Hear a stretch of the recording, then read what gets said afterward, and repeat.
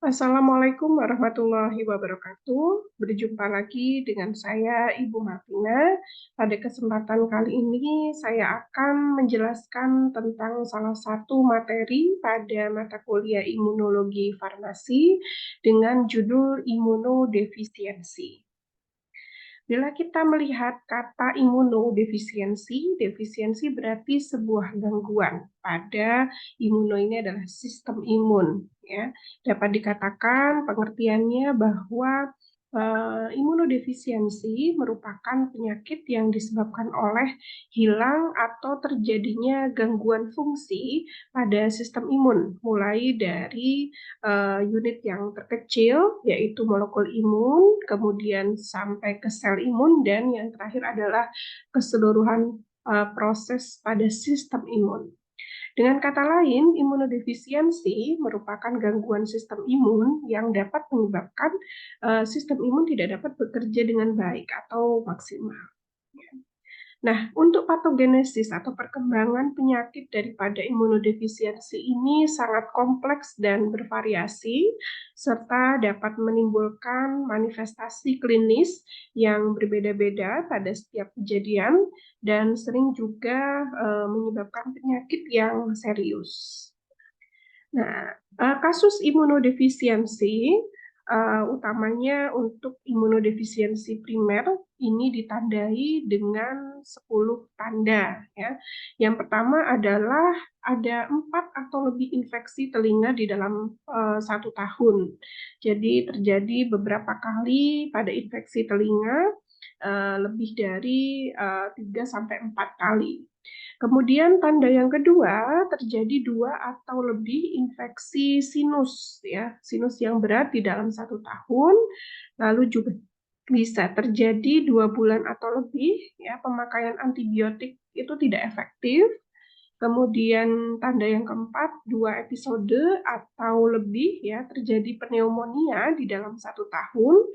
Kemudian kalau terjadi pada bayi, ini terjadi kegagalan peningkatan berat badan dan juga gagal di dalam pertumbuhan ya, sehingga penting sekali untuk bayi dan balita ini selalu melihat perkembangan pertumbuhannya ya di posyandu ya. Salah satunya adalah untuk melihat ada tidaknya gejala-gejala atau tanda-tanda yang mengarah kepada gangguan fungsi organ, salah satunya adalah imunodefisiensi. Kemudian tanda yang keenam bisa terjadi abses ya, berulang pada kulit dan juga bisa terjadi pada organ-organ dalam. Lalu juga bisa terjadi yang ketujuh adalah kandidiasis atau proses terjadinya peradangan karena infeksi Candida albicans ya, bisa menyerang pada mulut atau pada organ kelamin ya. Nah, kandidiasis ini bisa terjadi secara persisten atau terus-menerus ya di dalam mulut atau di mana saja yang terkena infeksi kandida ya. Selain di mulut juga ada di saluran reproduksi wanita utamanya. Ini untuk usia di atas 1 tahun. Lalu yang kedelapan berkaitan dengan penggunaan antibiotik ya, selain dalam 2 bulan atau lebih tidak efektif penggunaan antibiotiknya, penggunaan antibiotik intravena juga digunakan biasanya untuk mengatasi infeksi. Jadi karena oral kurang optimal, bisa dilakukan intravena ya untuk mengoptimalkan karena tidak optimal menggunakan antibiotik oral. Lalu yang kesembilan, 2 atau lebih infeksi dalam 1 tahun itu juga terjadi, salah satunya adalah gangguan septikemia. Dan yang terakhir, biasanya riwayat keluarga juga memiliki kasus imunodefisiensi primer, yaitu imunodefisiensi yang menurun ya, berdasarkan genetik. Nah, berkaitan dengan sistem imun, kita sedikit mengingat bahwa di dalam klasifikasinya terdiri dari innate immunity dan adaptive immunity, di mana innate immunity ini merupakan sistem imun atau sistem kekebalan tubuh yang dibawa sejak lahir. kemudian dia berada di lapis pertahanan pertama, namun biasanya tidak kuat ya. Walaupun tidak kuat, dia tetap bisa melawan berbagai jenis bakteri, virus, ataupun mikroorganisme, tapi tidak kuat itu tadi ya. Nah, karena itu kita juga memerlukan jenis immunity yang kedua, yaitu adaptive immunity. Klasifikasi yang kedua ini merupakan sistem imun yang mana terjadi tidak berasal dari ketika kita lahir ya, tetapi muncul ketika kita beradaptasi di lingkungan waktu kita setelah terjadi kelahiran seperti itu. Nah, adaptive immunity biasanya berada pada lapis kedua dan lapis ketiga di dalam tubuh ya. Setelah innate immunity, dia spesifik melawan jenis bakteri tertentu, tetapi walaupun spesifik, akhirnya dia lebih kuat seperti itu ya. Berbeda dengan innate immunity, dia disebut dengan non-spesifik, sedangkan adaptive immunity disebut dengan kekebalan spesifik ya.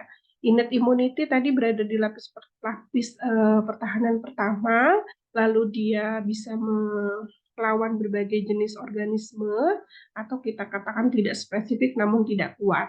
Sedangkan untuk yang adaptive immunity, dia berada di lapis pertahanan ketiga, terjadi karena proses adaptasi, kemudian spesifik hanya bisa mengenal satu jenis mikroorganisme saja, tetapi kuat. Nah, itulah perbedaannya. Untuk innate immunity, jenis-jenisnya dan apa saja sudah dijelaskan pada materi sebelumnya, ya, tidak saya ulas kembali. Kemudian untuk klasifikasi imunodefisiensi. Nah, ada dua jenis imunodefisiensi, yaitu imunodefisiensi primer dan imunodefisiensi sekunder. Imunodefisiensi primer atau primary immunodeficiency disease ini disebabkan karena faktor genetik atau faktor keturunan ya, ada sejak lahir. Sedangkan imunodefisiensi sekunder atau secondary immunodeficiency disease ini merupakan imunodefisiensi atau gangguan sistem imun yang terjadi pada setelah dia lahir karena faktor-faktor misalkan kekurangan nutrisi, kemudian ada infeksi virus, lalu ada penggunaan obat-obatan tertentu yang berpengaruh pada sistem imun ya. Nah, untuk contoh-contohnya dari imunodefisiensi nanti akan kita ulas satu persatu, baik imunodefisiensi primer maupun imunodefisiensi sekunder. Kemudian terkait dengan kasusnya, ya, jadi imunodefisiensi primer ini kurang dari 10% ya dari total kasus yang dilaporkan ya. Memang lebih banyak yaitu kasus imunodefisiensi sekunder mencapai 90% ya. Nah, untuk imunodefisiensi primer sebagaimana dijelaskan tadi, dia bersifat genetik ya, berasal dari kelainan atau faktor genetik ya, berasal dari intrinsik. Sedangkan untuk yang sekunder ini terjadi karena faktor luar dan biasanya munculnya setelah lahir ya, karena faktor kekurangan nutrisi, infeksi seperti HIV/AIDS ya, lalu juga karena faktor malignansi atau perkembangan kanker seperti limfoid kanker, kanker pada organ limfatik ya, yang di situ menunjang sistem imun, kemudian juga penggunaan obat-obatan yang bersifat imunosupresan atau yang menekan sistem imun. Kemudian untuk manifestasi klinis daripada kedua jenis imunodefisiensi ini, kalau imunodefisiensi primer ini muncul di awal kelahirannya, sudah terdeteksi ataupun sudah tampak ya pada awal kelahiran, sedangkan imunodefisiensi sekunder ini baru pada usia-usia sudah dewasa ya, ketika pemicu daripada imunodefisiensi itu masuk, misalkan infeksi, kekurangan nutrisi, atau ada kanker dan penggunaan obat-obatan yang bersifat imunosupresan. Nah, kemudian berikutnya ini adalah gambaran kondisi spesifik dari terjadinya imunodefisiensi. Kalau saya sampaikan tadi bahwa imunodefisiensi ini merupakan gangguan yang menyebabkan sistem imun kita tidak bisa bekerja dengan optimal, ya. Ada banyak sekali komponen-komponen di dalam sistem imun berkaitan dengan sel maupun juga dengan molekul.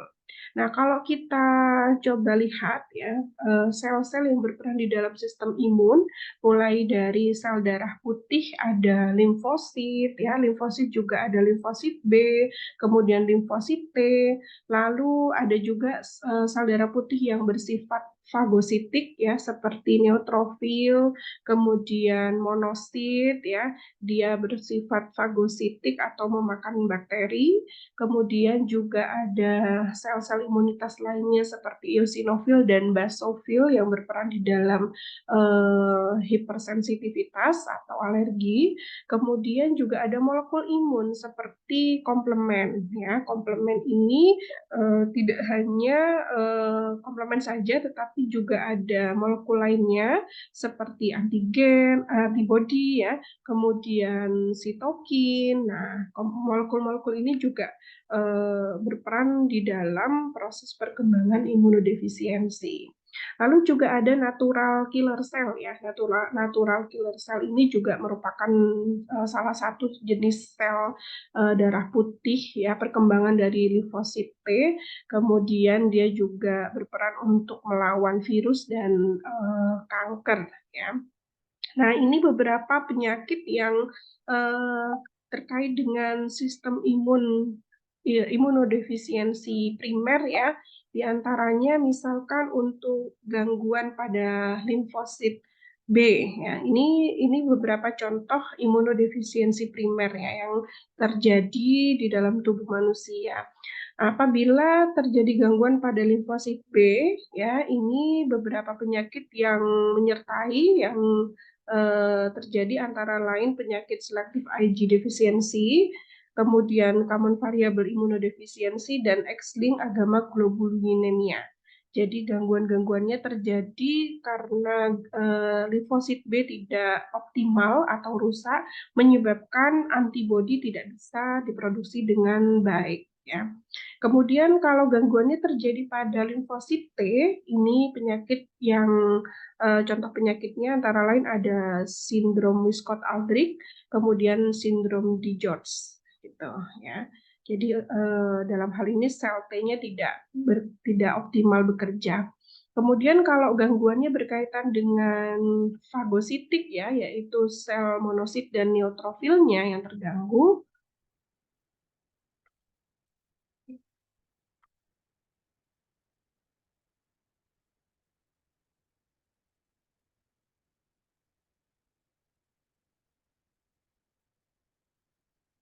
Nah, apabila yang terganggu adalah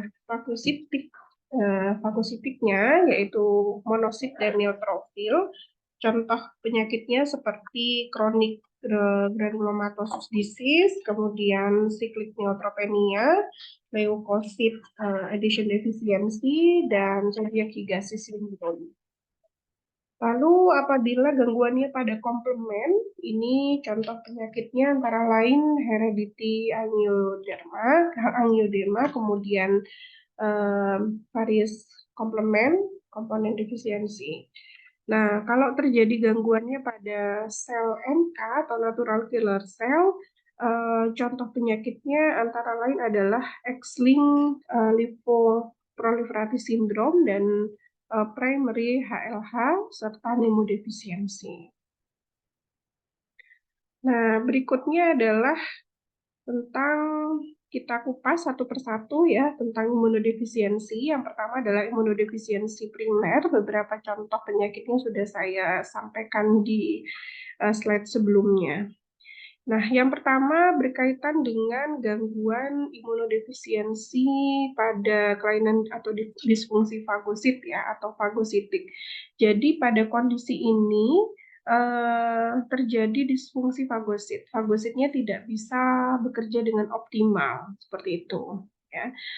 Ada juga yang terjadi karena penurunan kadar fagosit di dalam tubuh sehingga tidak cukup untuk melakukan proses fagositosis gitu. Nah, beberapa disfungsi fagosit terdiri dari dua bentuk. Yang pertama adalah disfungsi dari segi defisiensi kuantitatif atau jumlahnya tidak cukup ya, jumlah sel fagositnya kurang. Nah, ini terjadi karena secara genetik juga terjadi diindikasikan dengan terjadinya neutropenia atau penurunan jumlah neutrofil di dalam tubuh dan beberapa sel granulosit lainnya. Nah, ini terjadi karena produksinya terganggu ya, terjadi penurunan produksi. Kalau secara genetik itu karena kondisi perkembangan sel progenitor daripada neutrofil yang terganggu, kemudian terjadi peningkatan destruksi atau kerusakan sel-sel fagosit itu sendiri di pabriknya, yaitu sumsum tulang dalam tubuh. Ya. Sehingga fagosit ini jumlahnya tidak cukup ya untuk melakukan proses fagositosis pada kondisi infeksi. Yang kedua dari segi kualitatif. Kalau tadi segi kuantitatif atau jumlah, yang ini dari segi kualitatif. Boleh jadi jumlahnya cukup ya, tetapi secara kualitas sel fagosit ini menurun, tidak mampu untuk melakukan fagositosis ataupun membunuh antigen yang menginfeksi tubuh. Ya, contoh penyakitnya adalah chronic granulomatosis disease.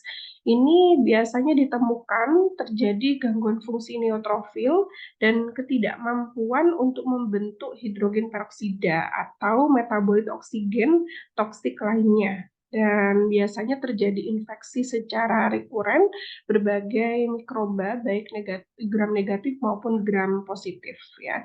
Jadi sering terjadi infeksi di dalam tubuh, kemudian juga tidak mampu untuk mengubah senyawa-senyawa toksik di dalam tubuh. Salah satunya adalah hidrogen peroksida seperti itu. Nah, ini salah satu tanda atau gejala daripada penyakit kronik granulomatosis disease, yaitu salah satu jenis imunodefisiensi yang terjadi karena kualitas fagositnya yang menurun ya, sehingga proses fagositosisnya kurang dan proses detoksifikasi racun di dalam tubuh juga terganggu ya dengan adanya zat toksik yang terdeteksi di dalam tubuh. Kemudian yang kedua, contoh dari gangguan defisiensi kualitatif fagositosis yaitu defisiensi glukosa 6-fosfat dehidrogenase. Nah, akibat dari defisiensi generasi nikotinamid adenin dinukleotida fosfat dehidrogenase atau NADPH. Nah, ini tidak dibentuk peroksidase yang diperlukan untuk membunuh kuman intraseluler ya. Jadi sel fagosit ini memiliki kemampuan untuk memproduksi yang namanya molekul glukosa 6-fosfat dehidrogenase. Nah, tetapi karena faktor genetik ya, dia tidak bisa memproduksi enzim yang dapat mengubah bahan di dalam senyawa dalam tubuh sehingga untuk membentuk tadi glukosa 6-fosfat dehidrogenase. Padahal glukosa 6-fosfat dehidrogenase ini diperlukan oleh sel fagosit untuk membunuh mikroorganisme patogen ya yang ada di dalam tubuh, sehingga tubuh akan mengalami kerentanan yang tinggi terhadap kuman ya, biasanya yang mempunyai virulensi yang rendah. Kemudian contoh defisiensi kualitatif fagosit yang ketiga yaitu defisiensi mieloperoksidase. Nah, enzim peroksidase ini juga ditemukan pada sel fagosit yaitu neutrofil dan dilepas ke fagosom melalui proses degranulasi yang diikuti dengan proses fagositosis. Nah, di dalam penyakit defisiensi mieloperoksidase ini, enzim ini tidak bisa dibentuk ya, sehingga proses fagositosis juga terganggu dan tubuh akan mudah terinfeksi seperti yang lainnya, seperti itu. Nah, contoh penyakit imunodefisiensi secara kualitatif fagosit ini ada sindrom celiac Higashi. Ini ditemukan di Jepang ya. Hal ini penyakit ini dicirikan dengan neutrofilnya mengandung lisosom yang besar namun tidak normal dan dapat bersatu dengan fagosomnya. Tetapi kemudian terjadi kegangguan pelepasan isi daripada lisosom ataupun enzim-enzim yang dihasilkan oleh lisosom itu untuk menghancurkan mikroba. Nah, sehingga fagosit tadi atau neutrofil tadi tidak mampu untuk menghasilkan enzim-enzim yang bisa menghancurkan mikroba karena lisosomnya tidak normal ya. Kemudian yang kelima yaitu sindroma Job. Di sini terjadi gangguan kemotaksis ya atau gangguan gerak daripada neutrofil menuju ke lokasi yang di situ banyak terjadi infeksi atau banyak terdapat mikroba. Jadi pada normalnya kan neutrofil ini akan bergerak menuju ke daerah yang banyak mikroorganismenya untuk melakukan fagositosis. Nah, gerak ini disebut dengan kemotaksis dari neutrofil. Nah, pada sindrom Job ini terjadi gangguan kemotaksis ya pada neutrofil sehingga neutrofil sama tidak optimal untuk melakukan fagositosis. Nah, ini biasanya dicirikan dengan gangguan seperti pilek berulang, kemudian abses karena infeksi Staphylococcus ya, terjadi eksim yang kronis dan otitis media. Lalu yang keenam ada sindrom leukosit malas atau lazy leukosit. Di sini terjadi penurunan jumlah neutrofil secara kuantitatif, kemudian juga respon kemotaksisnya terganggu dan respon untuk melakukan inflamasi atau peradangan juga terganggu ya. Inflamasi ini sebetulnya dibutuhkan oleh tubuh kita untuk memberikan waktu pada sel ya untuk melawan mikroorganisme dan untuk mereparasi sel-sel yang rusak gitu ya, melakukan regenerasi. Tetapi pada penyakit sindrom leukosit malas atau lazy leukosit di sini juga terjadi gangguan respon inflamasi. Ya. Kemudian yang ketujuh defisiensi adesi leukosit di sini terjadi gangguan adesi atau penggabungan atau perlekatan leukosit dengan permukaan endotel pada pembuluh darah dan antar leukosit sendiri sehingga juga menyebabkan gangguan kemotaksis atau gangguan gerak daripada leukosit ke daerah luka sehingga ini juga menyebabkan fagositosis aktivitasnya buruk ya. Jadi memang untuk kedua sindrom ini berkaitan dengan gangguan leukosit, tetapi juga berpengaruh pada efektivitas daripada fagositosis ya. Nah, sehingga dimasukkan dalam kategori imunodefisiensi secara kualitatif ya untuk gangguan fagosit. Nah, kalau tadi kita belajar tentang imunodefisiensi primer yang berkaitan dengan kelainan fagosit, yang kedua ini kita akan belajar tentang imunodefisiensi primer dari kelainan komplement. Kita tahu bahwa komplement merupakan salah satu molekul imun yang berperan di dalam proses opsonisasi ya, yaitu membantu sel-sel fagosit untuk bisa mendekati mikroba, kemudian menangkap mikroba itu. Nah, jadi nanti mikroba ini akan ditempeli oleh komplemen. Setelah ditempeli atau dilekati, kemudian komplemen akan membawa mikroba ini ke sel-sel imun seperti fagosit, leukosit, dan lain-lain. Jadi itu peran daripada komplemen ya, mengikat mikroba untuk nantinya dibawa menuju ke sel-sel imun. Nah, contoh-contoh kelainan komplement antara lain yang pertama adalah defisiensi inhibitor C1 esterase ya. Jadi di sini terjadi gangguan pada inhibitor enzim C1 atau komplement 1. Nah, ini mengakibatkan aktivitas dari komplement 1, komplement 2, dan komplement 4 ini menjadi tidak terkendali ya karena tidak adanya inhibitor C1 esterase. Nah, hal ini dapat menyebabkan pelepasan zat kinin vasoaktif oleh komplement 2 yang berlebihan dan berakibat pada peningkatan permeabilitas dinding kapiler sehingga terjadi edema gitu ya. Nah, karena tadi C2-nya berlebihan menyebabkan kapiler ini pori-porinya makin besar ya sehingga cairan darah, plasma darah ini akan keluar dari pembuluh darah masuk ke ruangan-ruangan antar sel ya. Nah, sehingga ini yang menyebabkan terjadinya edema atau odem gitu ya.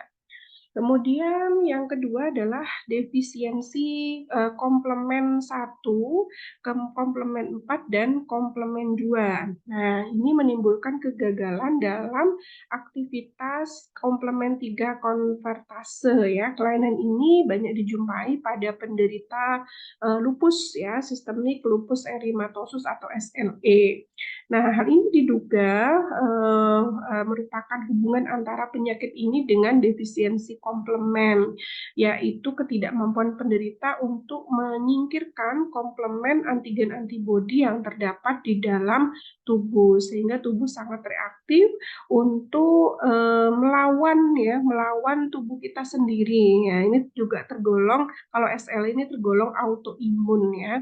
Autoimun dari SL ini juga bisa menyebabkan kelainan komplement atau imunodefisiensi yang berkaitan dengan komplement. Nah, kemudian imunodefisiensi primer yang ketiga berkaitan dengan gangguan pada natural killer cell atau sel NK. Ya. Contohnya adalah yang pertama defisiensi secara kongenital. Ya. Defisiensi kongenital ini tidak hanya berkaitan dengan faktor genetik ya seperti diulas tadi sebagaimana pada umumnya imunodefisiensi primer. Tetapi untuk gangguan kongenital ini juga bisa terjadi karena gangguan selama kehamilan, gitu.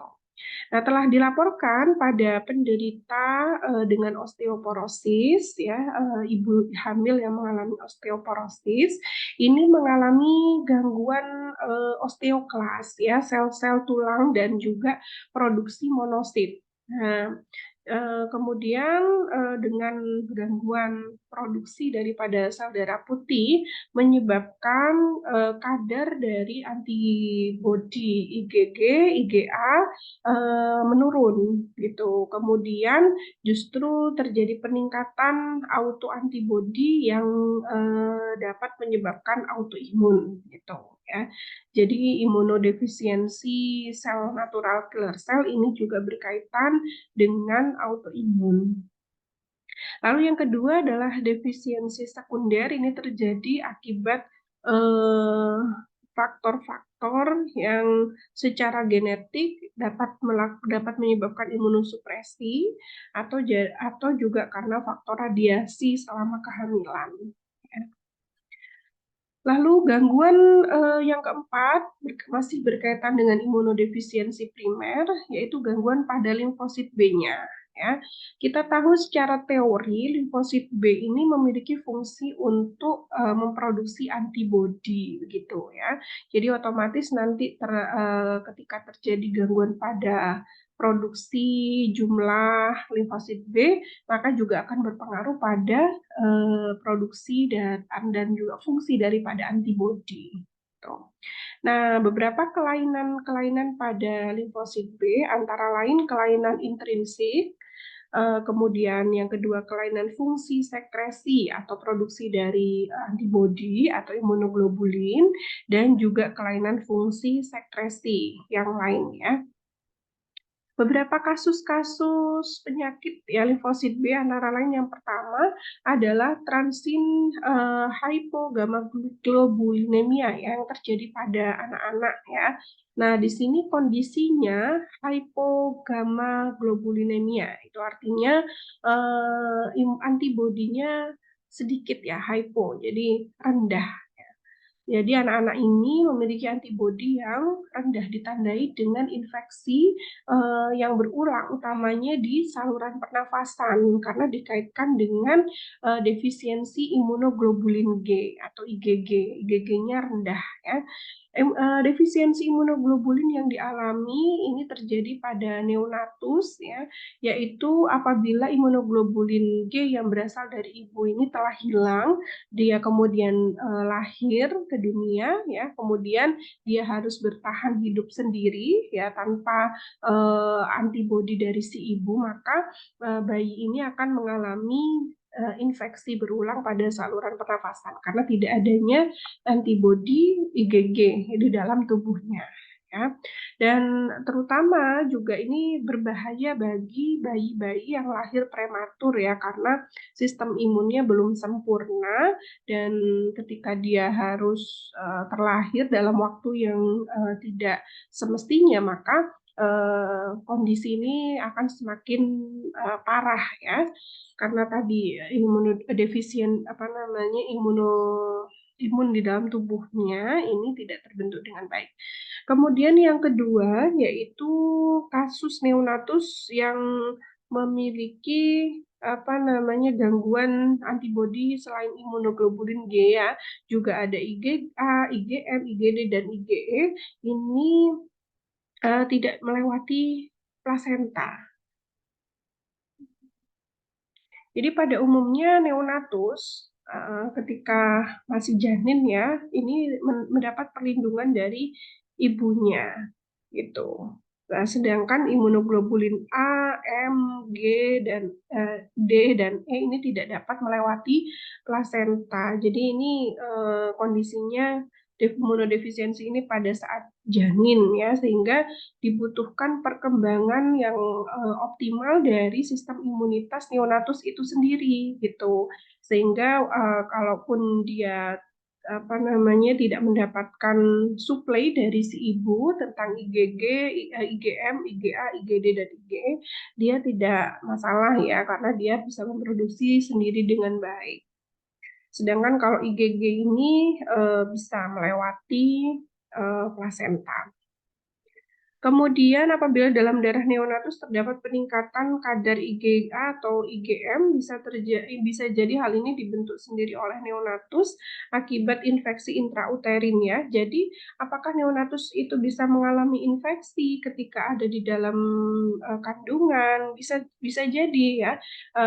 Asalnya dari infeksi yang terjadi pada intrauterin si ibu gitu ya, saluran reproduksi ibu maupun di serviks ya ataupun di plasenta ya si ibu, sehingga bisa menyebabkan infeksi ini, sehingga neonatus juga penting untuk memiliki kekebalan tubuh sendiri. Nah, yang bisa melawan salah satunya ada antibodi ya, yang bisa mempertahankan neonatus ini dari infeksi yang terjadi pada tubuh ibu. Kemudian kasus lainnya, misalkan yang keempat ya, dalam waktu 3 bulan, bayi normal sudah mulai membentuk antibodi sendiri. Walaupun antibodi terdapat terhadap kapsul polisakarida bakteri tidak terbentuk dalam jumlah memadai ya sebelum ia berumur 2 tahun. Bayi itu juga bisa membentuk antibodi sendiri ya, walaupun tidak maksimal. Nah, kemudian pada usia 5-6 bulan, kadar imunoglobulin G dalam darah bayi umumnya masih rendah, sehingga pada usia ini bayi sangat peka terhadap infeksi gitu ya, sering sakit mungkin pada saluran cerna maupun saluran pernafasan. Lalu yang kelima, ada kalanya pada usia 5-6 bulan bayi mengalami infeksi saluran napas berulang. Hal ini dikarenakan defisiensi imunoglobulin G. Kelainan ini disebut juga transit hipogammaglobulin seperti yang dijelaskan pada nomor 1 tadi. Ya. Nah, selain berkaitan dengan kasus-kasus neonatus, ya, juga ada gangguan limfosit B pada usia dewasa, ya, yang timbul pada usia dewasa. Salah satu kasusnya yaitu common variable immunodefficiency atau CVID. Ya. Nah, gejalanya memang berbeda daripada imunodefisiensi lainnya yang terlihat pada awal kelahiran. Ini muncul baru pada usia dewasa. Nah, biasanya ditandai dengan infeksi yang berulang-ulang, tidak kunjung sembuh, begitu. Limfosit B ini diakibatkan karena limfosit B tidak mampu mensekresikan imunoglobulin yang diproduksinya.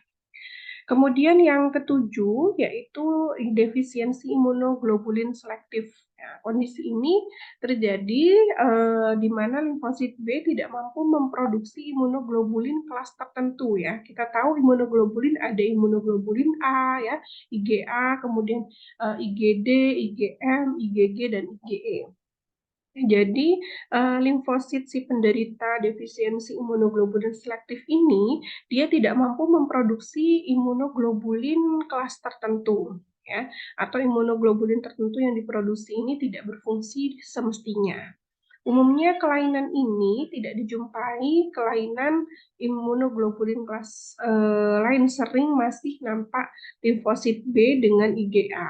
Ini berarti bahwa sel B masih mampu memproduksi imunoglobulin A, tetap tidak mensekresinya. Diduga hal ini disebabkan defisiensi komponen sekretorik atau mungkin juga defisiensi sel T helper, ya, sel T helper.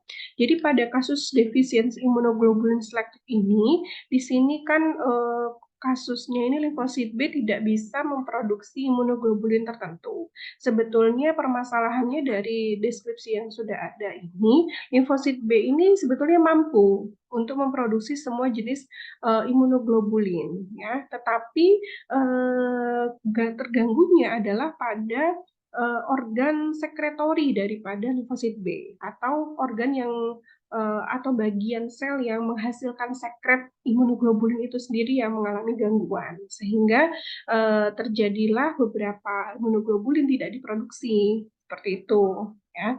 Atau juga mungkin karena defisiensi pada T helper, ya.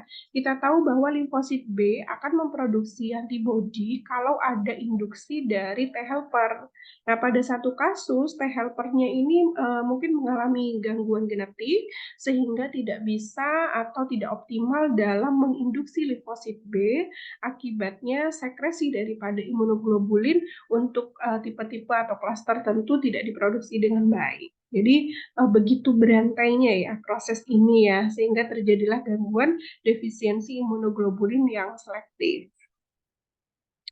Nah, kita masuk ke imunodefisiensi primer untuk kasus defisiensi atau gangguan pada limfosit T, ya.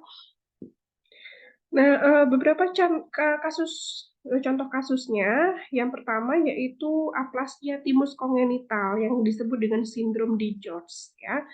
Ini disebabkan gangguan pada perkembangan embrio, yaitu gangguannya tepatnya di kelenjar timus, ya. Kelenjar timus ini merupakan kelenjar yang memproduksi dan mematangkan limfosit T, ya. Kemudian sel T ini tidak ada atau sedikit di dalam darah, ya, pada sindrom DiGeorge ini karena tadi pabriknya terganggu, kelenjar timusnya terganggu, otomatis produksi limfosit juga terganggu sehingga sel T ini sedikit, ya, atau tidak ada di dalam darah maupun di kelenjar getah bening dan organ limpa. Ini sindrom DiGeorge, ya.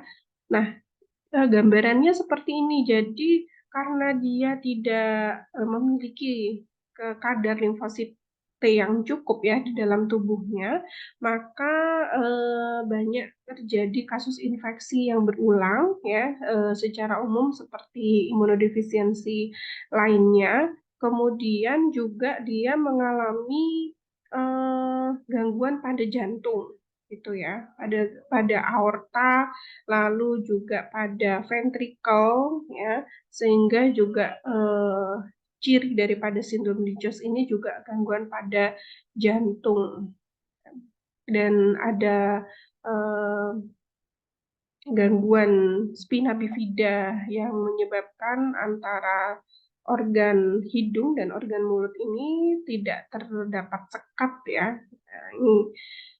Lalu yang kedua kandidiasis mukokutan kronik. Jadi disebabkan karena kemampuan dari sel T yang berkurang dalam memproduksi substansi apa namanya imunitas sehingga dia tidak dapat merespon adanya antigen dari Candida albicans sehingga tubuhnya akan rentan terhadap infeksi jamur Candida albicans yang patogenik ya, sifat patogenik dan banyak terjadi pada kulit maupun di selaput lendir ya di saluran reproduksi wanita ya. Kemudian yang keenam ini imunodefisiensi yang merupakan kombinasi antara gangguan limfosit B dan limfosit T. Kasusnya contohnya adalah severe combined immunodeficiency disease atau SCID. Ini ditandai dengan gangguan pada sel T dan sel B, limfosit T dan limfosit B secara bersamaan gitu ya. Cirinya terjadi limfositopenia atau kadar limfosit yang rendah. Ini berarti limfosit B dan limfosit B juga, T juga rendah ya. Nah, pada kasus ini pasti sangat kompleks sekali. Seseorang akan sangat rentan terhadap infeksi, baik itu bakteri, virus, jamur, protozoa gitu ya. Kemudian juga virus-virus yang memang mengganggu sistem sel T dan sel B, lalu pneumonitis, karini, dan juga Candida albicans. Ini adalah gambaran apa namanya genetik ya, kasus-kasus genetik yang terjadi yang menyebabkan imunodefisiensi primer gitu ya. Paling besar secara molekul ya ini 45,5% terjadinya adalah defisiensi of common gamma chain ya yang terjadi pada imunoglobulin atau antibodi. Ya, itu yang paling besar. Kemudian yang kedua adalah autosomal resesif, ya gangguan gen-gen tubuh autosom. Lalu diikuti dengan adenosin deaminase defisiensi atau gangguan pada produksi adenosin dan deaminase yang pengaruh kepada pembentukan dari sel-sel darah putih dan seterusnya. Lalu gangguan kombinasi limfosit T dan B yang kedua selain SCID, Severe Combined Immunodeficiency Disease, juga ada sindrom Wiskott-Aldrich gitu ya. Pada sindrom Wiskott-Aldrich ini ditandai dengan imunoglobulin M yang rendah gitu ya. Kalau yang imunoglobulin G-nya normal, sedangkan IgA dan IgE-nya meningkat ya. Jadi tidak apa namanya tidak stabil atau sangat fluktuatif ya kadar daripada antibodinya. Sedangkan untuk limfosit B sendiri normal, namun tidak memberikan respon terhadap antigen yang berupa polisakarida. Jadi bakteri-bakteri yang memiliki dinding bakteri polisakarida ini dia tidak responsif ya terhadap bakteri tersebut sehingga mudah terserang infeksi bakteri.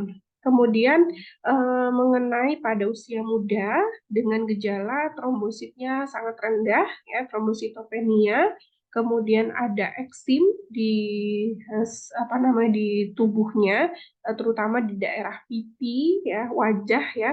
Lalu ada petekia sebagai penciri dari trombositopenia. Petekia itu adalah merah-merah pada punggung ya, punggung penderita itu karena pecahnya kapiler akibat trombositopenia atau trombosnya rendah sehingga proses pembekuan darah tidak terjadi dan banyak terjadi perdarahan ya di dalam tubuh ya. Kemudian juga ada disertai dengan pneumonia ya karena banyak terjadi infeksi Staphylococcus aureus ya yang tidak teratasi dengan baik karena IgM-nya rendah.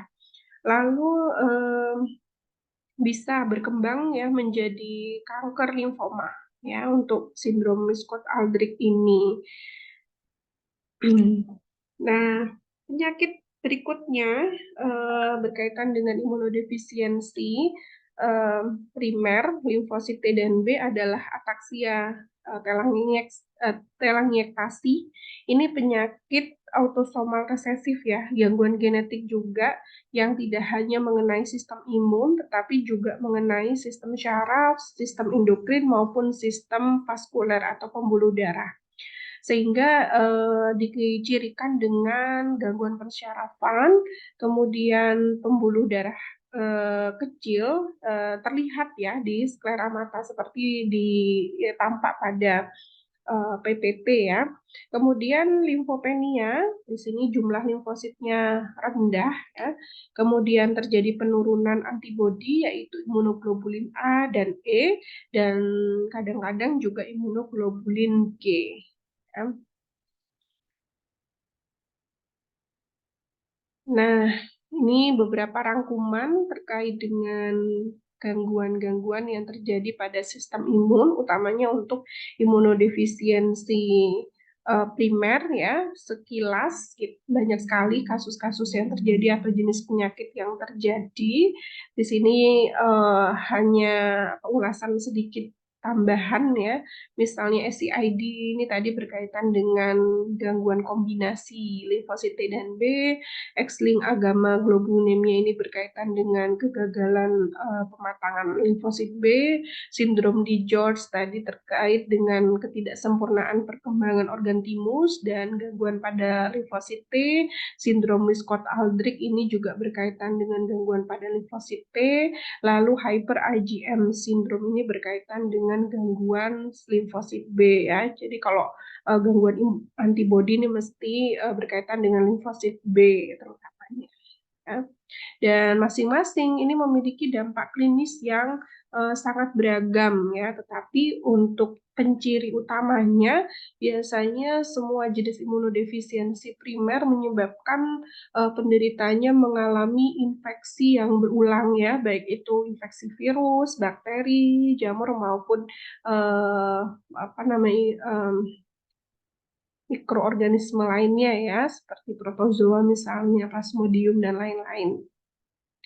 Dan juga pasti yang kedua gangguan sistem kekebalan tubuh tidak bisa berjalan dengan baik, lalu dicirikan juga dengan penurunan jumlah sel darah putih ya di dalam tubuh, kemudian gangguan produksi antibodi, lalu munculnya gejala-gejala klinis ya seperti eksim, kemudian gangguan infeksi yang tidak sembuh ya, luka yang tidak kunjung sembuh dan seterusnya.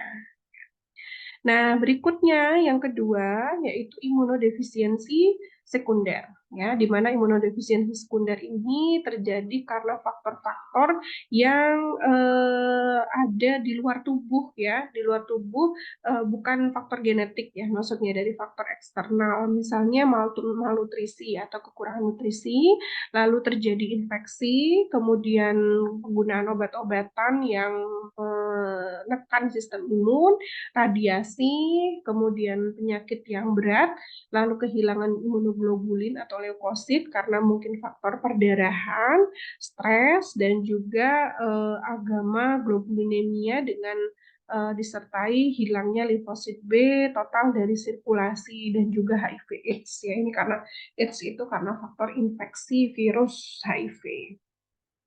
Nah, kalau dari faktor malnutrisi atau kekurangan nutrisi ini terutama, kekurangan protein dan kalori yang cukup ya, sehingga terjadi atrofi timus atau pengecilan pada timus. Di mana timus ini padahal berfungsi untuk memproduksi sel-sel limfosit B. Akibatnya sel-sel limfosit ini tidak bisa diproduksi dalam jumlah yang cukup ya, terutama limfosit T.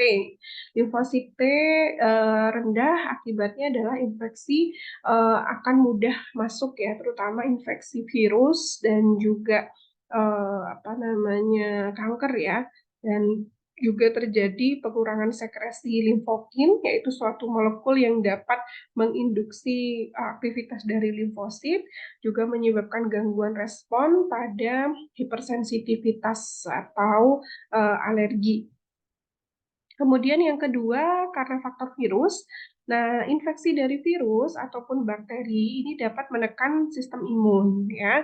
Misalkan malaria dan rubella kongenital ini dapat menyebabkan defisiensi antibodi, itu ya, menyebabkan antibodi tidak diproduksi dengan baik. Lalu kehilangan imunitas seluler ya terjadi pada beberapa penyakit seperti campak, lalu mononukleosis, HIV/AIDS, ya, hepatitis, sifilis, bruselosis, lepra, tuberkulosis, dan juga gangguan-gangguan parasit. Nah, yang ketiga yaitu obat-obatan yang menyebabkan imunosupresan atau penekanan sistem imun. Lalu yang keempat penyinaran, ya, penyinaran dosis tinggi ini menyebabkan jaringan limfosit ataupun organ-organ yang memproduksi limfosit ini akan rusak sehingga limfosit ataupun sel darah putih lainnya tidak bisa diproduksi dengan baik ya. Yang kelima adalah penyakit berat ya yang menyerang jaringan limfoid seperti penyakit kanker ya, penyakit Hodgkin, myeloma multiple ya, ini termasuk salah satu jenis kanker juga, multiple myeloma, yaitu gangguan pada progenitor atau bahan penyusun sel-sel limfosit seperti itu ya.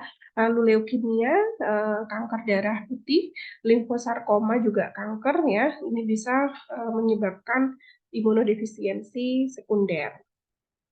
Uremia juga dapat menekan sistem imun, gagal ginjal kronis, dan diabetes juga dapat menyebabkan defek atau gangguan fagosit ya secara sekunder atau secara fungsinya. Lalu yang keenam, kehilangan imunoglobulin atau antibodi ya karena faktor-faktor seperti sindrom nefrotik atau gangguan pada nefron atau ginjal, kemudian diare sehingga banyak apa namanya cairan tubuh yang keluar gitu ya, kemudian luka bakar ya. Luka bakar yang merusak jaringan sehingga antibodi tidak diproduksi. Lalu terjadinya stres, ya stres secara eh, neuroendokrinologi ini hormon-hormon dapat mempengaruhi produksi daripada sel-sel imun ya, sel darah putih ini juga karena faktor pemicunya adalah hormon ya. Kemudian agama globulinemia dengan timoma yaitu gangguan imunodefisiensi primer yang menyebabkan imunodefisiensi sekunder yaitu tidak mampunya tubuh dalam memproduksi antibodi. Nah, AIDS, Acquired Immunodeficiency Syndrome, merupakan salah satu jenis imunodefisiensi sekunder karena faktor infeksi, yaitu faktor infeksi dari HIV atau Human Immunodeficiency Virus, gitu ya.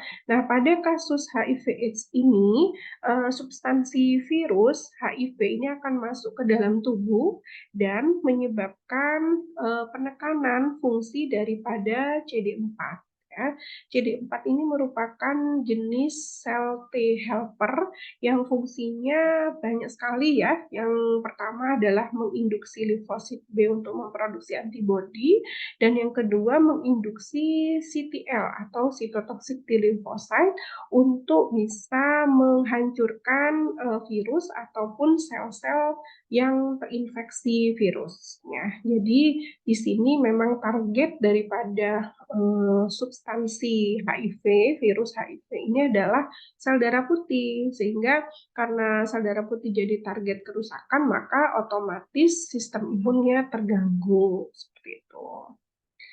Nah, imunodefisiensi juga bisa terjadi akibat respon fisiologi tubuh gitu ya, karena faktor kehamilan misalnya. Dan pada saat kehamilan terjadi peningkatan aktivitas limfosit T dan atau efek supresif faktor humoral yang dibentuk oleh trofoblast. Jadi pada saat kehamilan itu kan tubuh kita sedang membentuk janin ya.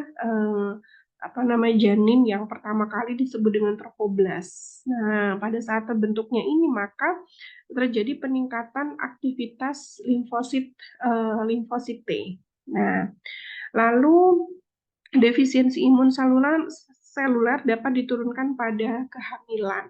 Karena kalau si ibunya ini sebelumnya mengalami defisiensi imun sel T, dia akan semakin baik sel T-nya pada saat dihamil.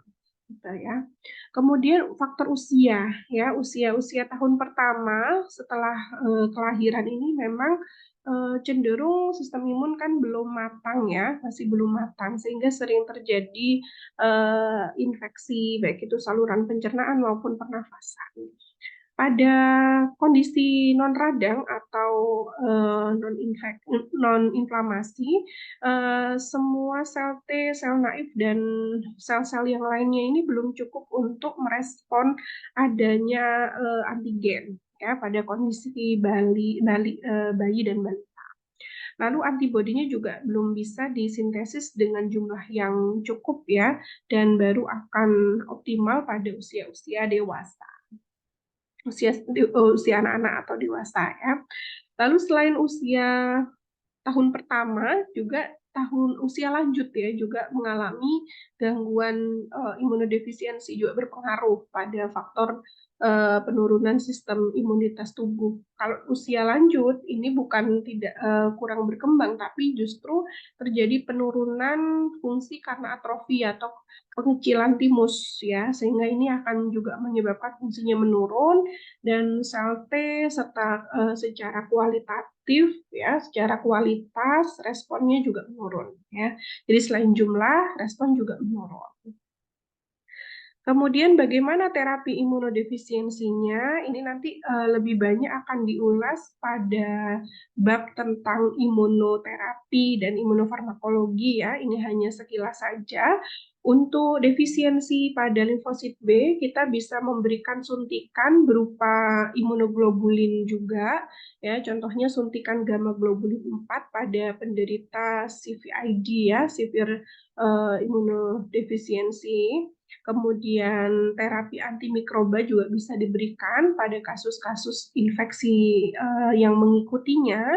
Lalu metronidazol ya untuk apa namanya kasus infeksi yang berkaitan dengan imunodefisiensi sendiri seperti gangguan infeksi Giardia lamblia dan beberapa infeksi jamur. Kemudian jika ada anemia pernisiosa ini bisa disuntikkan vitamin B12 sebulan sekali. Kalau untuk defisiensi sel T, ini kita bisa memberikan terapi topikal dengan mikronazol ya, kalau ada eksim dan seterusnya. Lalu suntikan amphotericin in B yang tipe 4 dan terapi oral dengan clotrimazole dan ketoconazole. Ini yang apabila terjadi infeksi juga karena infeksi jamur ya. Kemudian defisiensi kombinasi ya, kombinasi antara limfosit B dan T seperti SCID ini bisa diberikan transplantasi sumsum tulang, lalu diberikan suntikan imunoglobulin 4 dan faktor yang berasal dari timus yang bisa menginduksi terbentuknya sel-sel darah putih ya, yang juga sel-sel penyusun timus. Lalu juga transplantasi kelenjar timus juga bisa lakukan ya, karena memang, sangat, serius ya imunodefisiensi, untuk, defisiensi sel T dan B, contohnya SCID ini memang harus, ada transplantasi sumsum tulang ataupun transplantasi kelenjar timus karena, gangguan utamanya adalah pada organ utama dari produksi sel darah putih ya, yaitu sumsum tulang dan, timus. Nah, demikian tadi, materi tentang imunodefisiensi, mudah-mudahan dapat memberikan gambaran ya secara holistik bagaimana kasus imunodefisiensi baik primer maupun sekunder yang merupakan gangguan dari sistem imun dan menyebabkan, sistem imun tidak dapat bekerja dengan baik ya. Terima kasih atas perhatiannya. Saya akhiri untuk bab ini. Wassalamualaikum warahmatullahi wabarakatuh.